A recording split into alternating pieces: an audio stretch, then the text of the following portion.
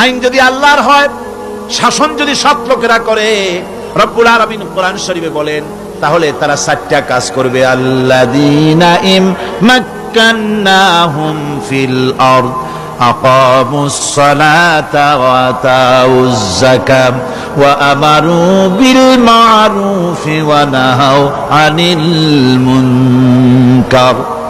মুমিনেরা ক্ষমতায় এসে প্রথম যে কাজটা করবে, প্রথমে ক্ষমতা এসেই নামাজ বাধ্যতামূলক করবে। প্রথম কি?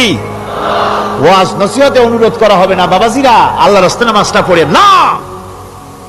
রেডিও এবং টেলিভিশনের মাধ্যমে রাষ্ট্রপ্রধান অর্ডার করে দিবেন, যারা আকেল বালিগ সকলের জন্য নামাজ বাধ্যতামূলক, নামাজ পড়তেই হবে,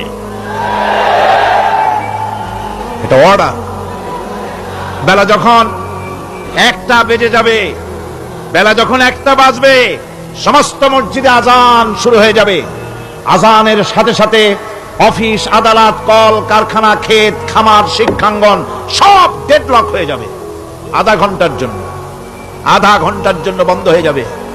যারা মুসলমান অফিসে, কলেজে, ইউনিভার্সিটিতে, সর্বত্র তারা নামাজের জন্য প্রস্তুতি নেবেন। আধা ঘন্টার ভিতরে নামাজ আর খানা সেরে আবার কলেজ চলবে, বিশ্ববিদ্যালয় চলবে, কল চলবে, কারখানা চলবে, ক্যান্টনমেন্ট চলবে, সেক্রেটারিয়েট চলবে, সব আপন গতিতে চলতে থাকবে। আল্লাহর রহমত, বরকত আকাশ ফেরে নাজিল হয়ে যাবে। আর এই অর্ডার যেটা হবে, নামাজ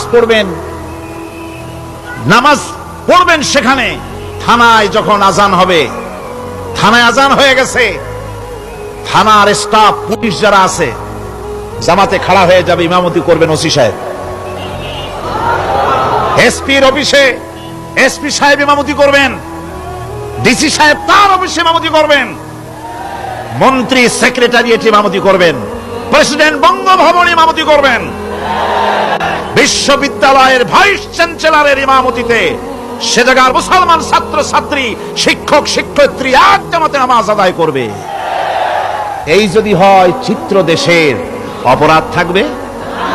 থানায় ওসি সাহেব নিজেই যদি জামাতের ইমামতি করেন, এইভাবে নামাজ আদায় করেন পুলিশদের নিয়ে জামাতে, ঘুষ আর খাবে তারা? এসপি সাহেবের অফিসে, ডিসি সাহেবের অফিসে মন্ত্রীরা যদি ভাবে নামাজ কায়েম করে, তাহলে কি অন্যায় অপরাধ কিছু থাকবে সমাজে? থাকবে না।